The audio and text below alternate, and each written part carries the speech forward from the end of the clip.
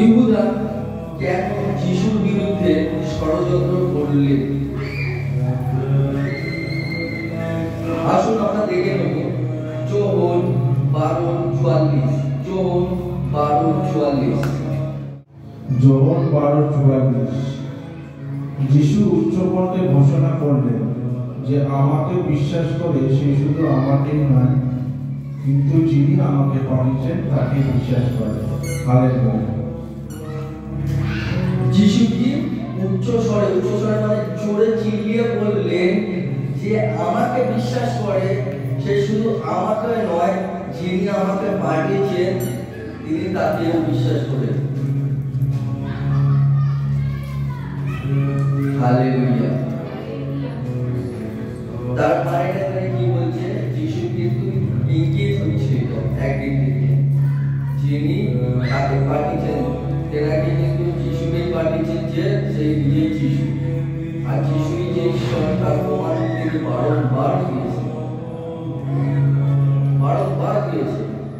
তিনি এসেছিলেন যে জগতে তার আসার কোনো প্রয়োজন ছিলই না, তার কোনো দরকার ছিল না। তিনি ঈশ্বর, তিনি চাইলে মোটামুটি সব সমাধান করতে পারতেন। সমস্ত কিছু সমাধান তিনি করতে চাইলে করতে পারতেন, কিন্তু প্রত্যেকটার জন্য বলিদান আছে। যা পুরনো নিয়মে দেখবেন বলিদান আছে, বলি চাই ঈশ্বরকে খুশি চাওয়ার জন্য।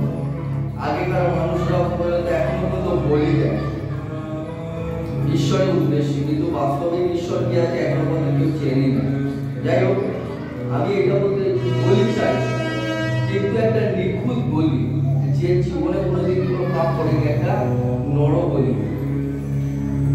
যার কোনোদিন কোনো পাপ ছিল না, যার কোনো পাপ নেই, সেরকম একটা বলি দরকার ছিল। তার জন্য ঈশ্বর কি করলো? নিজ পুত্রকে বলি রূপে দেওয়ার জন্য পাঠিয়ে দিয়েছেন, যাতে আমাদেরকে প্রেম করেছেন। মানে ঈশ্বর আমাদেরকে এতই প্রেম করেছেন তার একমাত্র পুত্রকে দিয়েছেন যাতে আমরা পাপ থেকে মুক্ত পাই। তিনি যে পুত্রকে দিয়েছেন সেই পুত্র স্বয়ং ঈশ্বর। কারণ তিনি বারংবার একই কথা বলেছেন যে আমাকে দেখেছে সে আমার বাপকেও দেখেছে, মানে আমাকে যে পাঠিয়েছে তাকেও দেখেছে।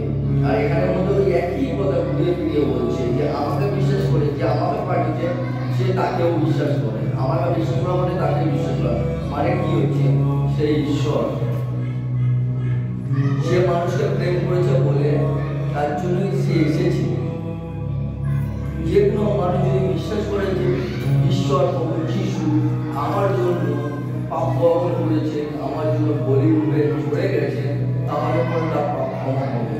কিন্তু সর্ব একটা তারা বিশ্বাস করতে হবে। দ্বিতীয় নম্বর হচ্ছে তার আর পাপ করা চলবে না, মানে অন্যায় করা চলবে না। সে যে কোনো জিনিসের উপর হোক, বিচার হোক, মূর্তি পুজো হোক, পোশাক খাওয়া হোক, নোংরা করা হোক, কোনো নারীকে দেখে নোংরা দৃষ্টিতে দেখা, বা কোনো পুরুষকে দেখে নোংরা দৃষ্টিতে দেখা, এই সমস্ত নোংরা করা চলবে না। চুরি করা, পকেট মারা চলবে না, মিথ্যা কথা চলবে না, নেশা করা চলবে না।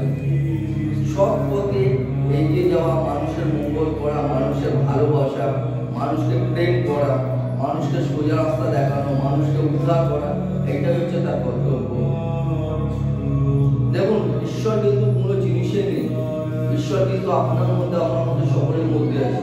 যদি আপনি মানুষকে ভালোবাসতে পারেন, যদি ঈশ্বরের কথা মানতে পারেন, তাহলে ঈশ্বরের কোনো কিছু দরকার পড়ে না। ঈশ্বর খালি বলে দেয় যে শুধু আমার ঈশ্বর বলেছে তুমি পাপ না করলেই হবে, মনটা ফেরাও।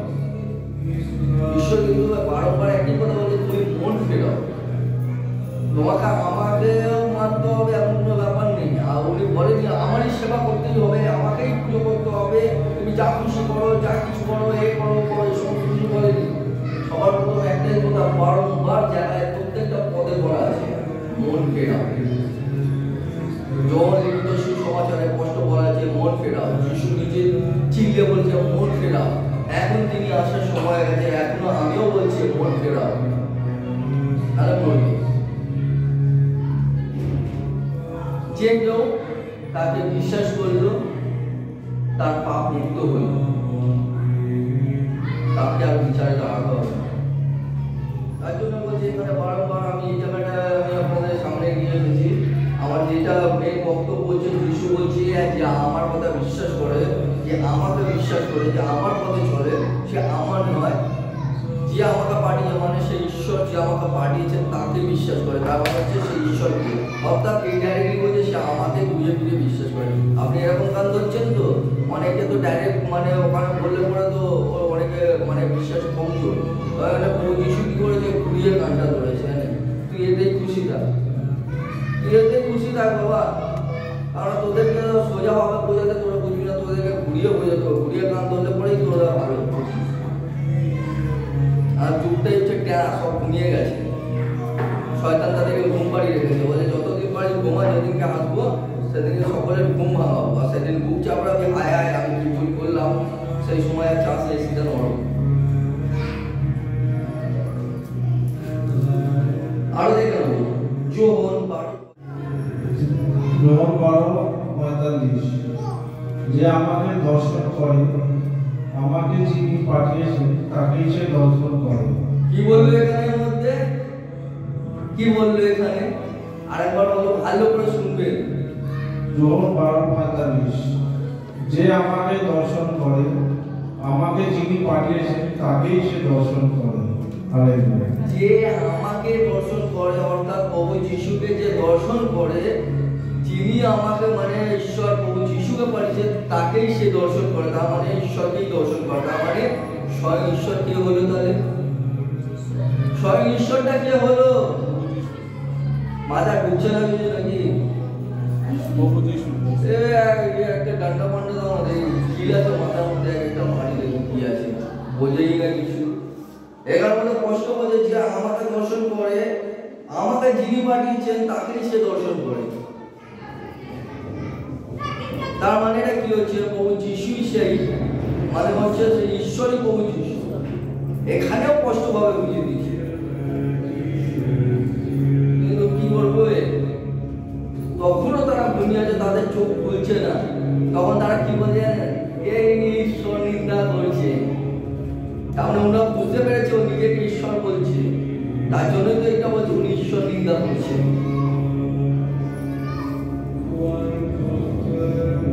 যে আমাকে দর্শন করে নিয়েছে, তার মানে আমাকে নয়, সে ওনাকে দর্শন করেছে। তার মানে আমি সেই, আর সেই আমি। আমি এসেছি তোদের বাঁচাতে, যদি আমার কাছে আসিস তাহলেই তোদের পাপ ক্ষমা হবে, এছাড়া কারো ক্ষমা হবে তোদের পাপ ক্ষমা করা। যোহন 12:46,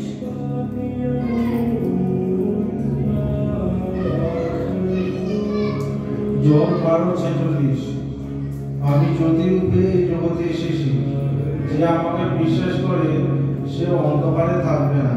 হালেলুয়া।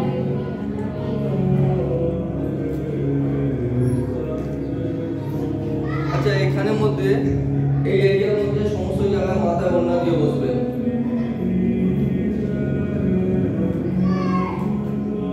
এখানের মধ্যে সকলে দেখতে পাচ্ছেন লাইট জ্বলছে, আলো। বাইরেটা কি আছে? সাইডে, ওই সব সাইডে কি আছে?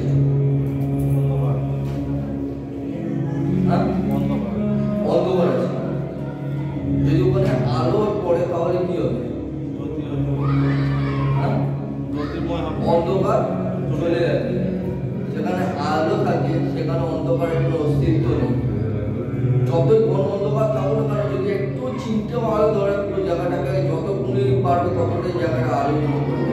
ঠিক সেরকম এখানে বলছে, আমি জ্যোতিরূপে এই জগতে এসেছি, যে আমার মধ্যে থাকে সে কোনোদিন অন্ধকারে থাকতে পারে না, কারণ আমি তার মধ্যেই বাস করি। হালেলুয়া। আমি তার মধ্যেই বাস করি। আমি এই জগতে এসেছি জ্যোতিরূপে, সকলকে আলো দিতে, অন্ধকার থেকে বার করতে, টেনে বার করতে। কারণ আমরা সকলে অন্ধকারের মধ্যেই ছিলাম, কোনটা ঠিক কোনটা ভুল, কোনটা অন্যায় কোনটা ন্যায় কিছুই জানতাম না। যা করতাম আমি, যা বুঝতাম আমি সব, আমি শ্রেষ্ঠতা, আমার উপরে যে যাবে সে খারাপ। সে কারণে বলছে যে আমি এই জগতে এসেছি জ্যোতিরূপে, তোমাদের ঠিক ভুল সমস্ত সংশোধন করে দিয়ে, যেগুলো পাপ সেগুলো থেকে বার করে আনতে, অন্ধকার থেকে দূর করে দিতে আর আলোকিত করতে। আর সেই আলো যখন তোমরা বেরিয়ে যাবে, যে সমস্ত পাপ অন্যায় নোংরা ঘরের মধ্যে আছে, অন্ধকার আছে, সব পালিয়ে যাবে। মানে সেই সমস্ত শয়তান ভূতকে সেই ঘর থেকে দূর হবে, কারণ এখান থেকে জ্যোতিকে পড়ে যাচ্ছে। হালেলুয়া। আপনারা কি বিশ্বাস করেন যে জ্যোতি, সেই জ্যোতি আপনাদের সাথে ঘরে যাবে? এটা বিশ্বাস করেন? হাত তোলেন তো। যদি আপনারা সত্যি সত্যি বিশ্বাস করেন তাহলে পরে দেখতে পারবেন এই জ্যোতি যদি আপনাদের ঘরে যায়। জ্যোতি কেন বলে জানেন? এখানে তো সবার দেখা যায় যে হাত তুলে, কিন্তু বাইরে গেলে সব ভুলে যায়।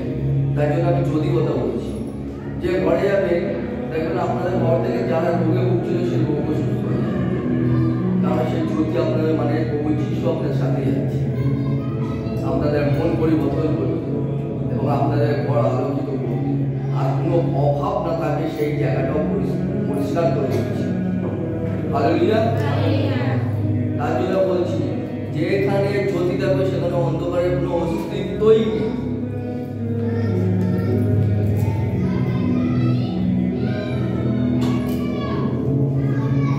যোহন 12:47। যোহন 12:47। কেউ যদি আমার কথা শুনে তা পালন করে তার বিচার আমি করব না। হালেলুয়া। এক সেকেন্ড, কি বললে? এটা ভালো করে শুনবে। কেউ যদি আমার কথা শুনে তা পালন করে, যেটা আমি সবার আগে বলেছিলাম, কেউ যদি, অর্থাৎ প্রভু যিশুর কথা, কেউ যদি শোনে এবং পালন করে তার বিচার ঈশ্বর করবেন না। ঈশ্বরটাকে প্রভু যিশু নিজে, তিনি তার বিচার করবেন না। তিনি স্বইচ্ছা তাকে গলায় জড়িয়ে তাকে স্বর্গরাজ্য বসার জায়গা দেবেন। কিন্তু এখানে আরেকটা কথা বলছি, তারপরে পড়ো।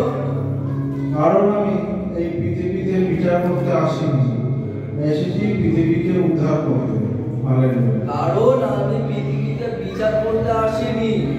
আমি যদি বিচার করতে আসতাম, ওই সকলটা যারা পাপ করছে, অন্যায় করছে, আর ঈশ্বরের দেবকে ব্যবসার মানে বাড়িখানা তৈরি করেছে, সবকটাকে তুলে নরকে ফেলে দিত। তিনি বিচার করতে আসেনি, পাপ থেকে উদ্ধার করতে এসেছে, যাতে সকলে পাপ থেকে মুক্তি পায় এবং স্বর্গরাজ্য তাদের জন্য হয়। কারণ সকলেই ঈশ্বরের সন্তান। বিচার করার দিনও আসছে সন্নিকট, সেই সময় কার ক্ষমতা হবে না তাকে বাঁচিয়ে নেবে। তার জন্য বারবার বলা হচ্ছে মন ফেরাও। সেই কারণ হচ্ছে আমি কারোর বিচার করতে আসিনি, আমি এসেছি মানুষের মন পরিবর্তন করার জন্য, পাপ থেকে মন পরিবর্তন করার জন্য। বাক্যটা প্রথম থেকে শেষ করতে আরেকবার পড়ো। যোহন 12:47। কেউ যদি আমার কথা শুনে তা পালন করে তার বিচার আমি করব না। কারণ আমি এই পৃথিবীতে বিচার করতে আসিনি, এসেছি পৃথিবীকে উদ্ধার করতে।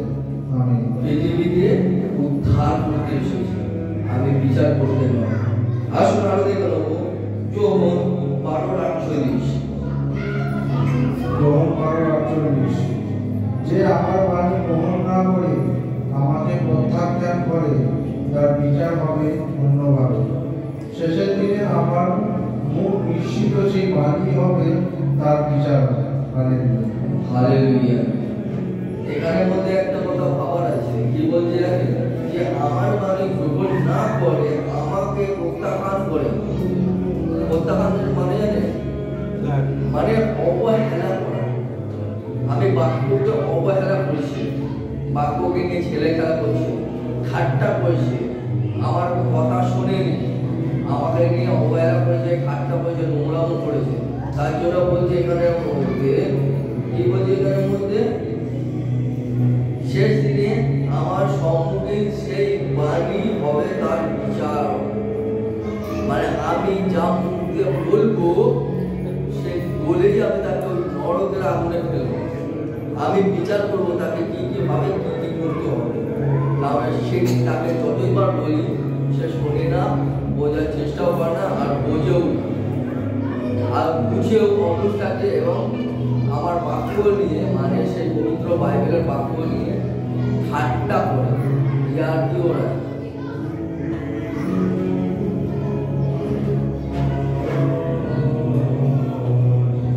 আমি একটা কথা আপনাদেরকে বলে দিচ্ছি, আপনি সমস্ত পাপ করে দেবেন, সমস্ত পাপে কিন্তু ক্ষমা আছে, কিন্তু পবিত্র আত্মার বিরুদ্ধে যদি কোনো পাপ কেউ করেছে তার না এই জগতে ক্ষমা আছে না ও জগতে ক্ষমা আছে, অনন্ত নরকে তাকে ভোগ করতে হবে।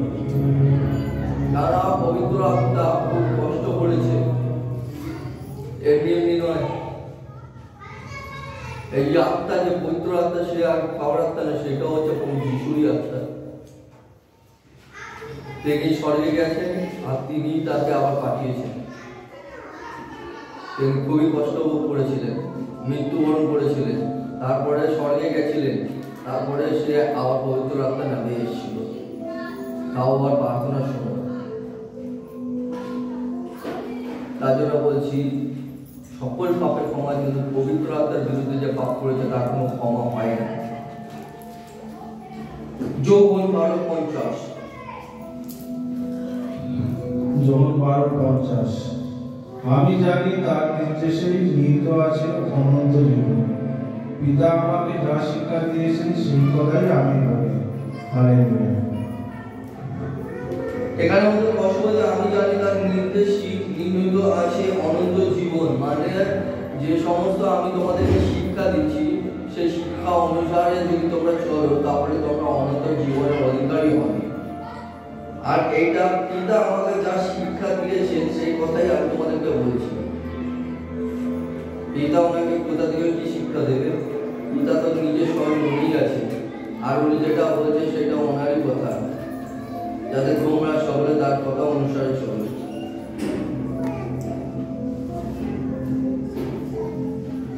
দেখো এখানে আরো বলছে লুক 22:3। লুক 22:3।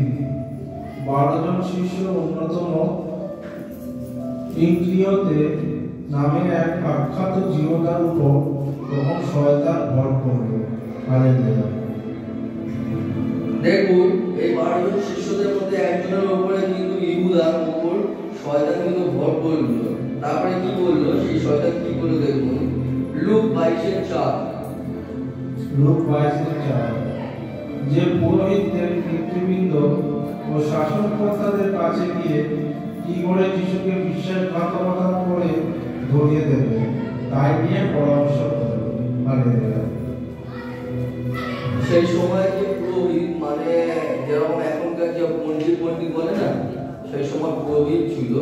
তখন প্রভু যিশু, মানে যিশু সেই সময় যে এখন যেরকম চার্চ হয় সেরকম চার্চের মধ্যে যেরকম ফাদার মাদার এরা থাকে, পোপ এরা থাকে, ঠিক ওই সময় যে সমস্ত পুরোহিতরা ছিল যারা ঈশ্বরের বাণী এই সমস্ত চর্চা করতে, সেই সমস্ত যারা ঈশ্বরের বিরুদ্ধে, মানে প্রভু যিশু বিরুদ্ধে যারা ছিল তাদের কাছে গেছিল, মানে প্রভু যিশুর শত্রু তারা। এক কথা হচ্ছে প্রভু যিশুর শত্রু সেই পুরোহিতরা, তাদের কাছে ইহুদা গেছিল। আর ইহুদা গিয়ে কিভাবে তাকে ধরিয়ে দেবে সেই সমস্ত নিয়ে আলোচনা করছিলেন। মথি 26:15। মথি 26:15। আপনাদের হাতে তাকে ধরিয়ে দিলে আপনারা আমাকে কি দেবেন? তারা তাকে 30টি রূপমুদ্রা দিল। হালেলুয়া।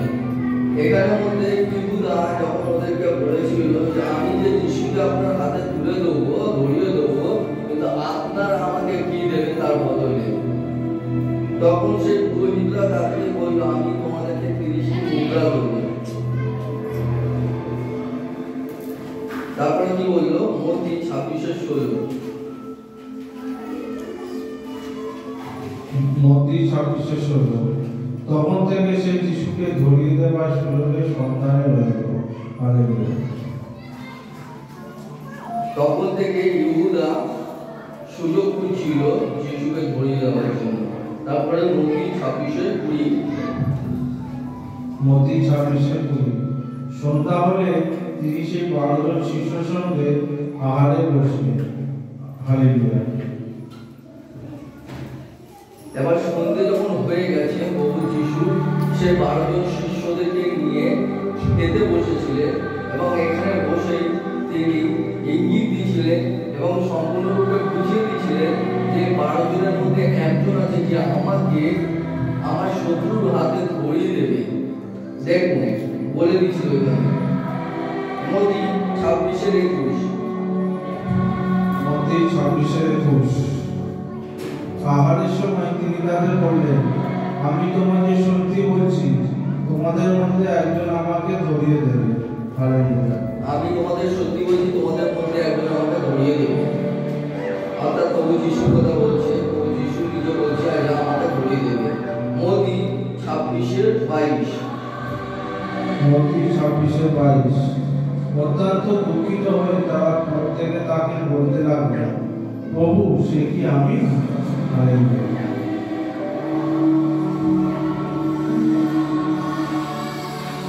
অত্যন্ত অনেকেই দুঃখ পেল, দুঃখ পেয়ে সকলে কিন্তু মাননীয় শিশুদের মধ্যে অনেকেই সবাই মিলে বলতে লাগলো, প্রভু আমি, প্রভু আমি, প্রভু আমি।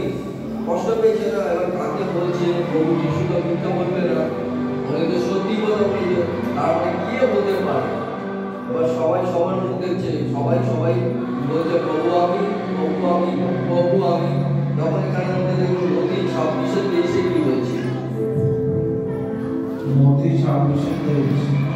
তিনি বললেন, আমাকে যে ধরিয়ে দেবে সেও আমার সঙ্গে এই পাত্রে হাত ডোবাচ্ছে। হালেলুয়া। যে আমাদের ধরিয়ে দেবে সেও কিন্তু আমার সাথে এই পাত্রে হাত ডোবাচ্ছে। মত্তী 26-24। মত্তী 26-24। শাস্ত্রে যেমন লেখা আছে, মানবপুত্র সেইভাবে বিদায় নিচ্ছে, কিন্তু মানবপুত্রকে যে শত্রু হস্তে সমর্পণ করবে দিক তাকে, সেই যদি না জন্মাতো তাহলে তার পক্ষে ভালো হতো। হালেলুয়া। এখানের মধ্যে শাস্ত্রীয়দের কষ্ট হবে এই কথা লেখা যে ঠিক থাকে, যে মানব পুত্রকে ধরিয়ে দেবে, অর্থাৎ হচ্ছে ইহুদার কথা বলছে, ঠিক থাকে যে মানব পুত্রকে ধরিয়ে দেবে, স্বয়ং ঈশ্বরকে শত্রুর হাতে ধরিয়ে দেবে, মানে বিশ্বাসঘাতকতা করেছে। যে প্রভু যিশুর সাথে বিশ্বাসঘাতকতা করেছে আর যে ঈশ্বরকে ধরিয়ে দেবে, তাই জন্য ঈশ্বর তাকে বলে ঠিক, সে যদি নাই জন্মাতো তাহলে তার পক্ষে ভালো ছিল। তারপরে এখানে আমাদের মত্তী 26-25।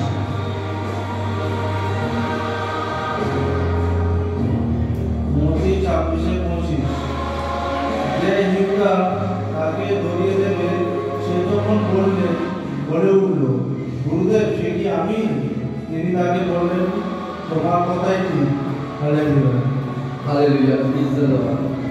প্রভু তো কিছু বলতে পারবে না, এবার সবাই জিজ্ঞেস করা হয়ে গেছে, এবার একজনই এসেছে, সে ইহুদা। তখন ইহুদা গিয়ে যিশুকে জিজ্ঞেস করছে, প্রভু আমি কি সেই লোক?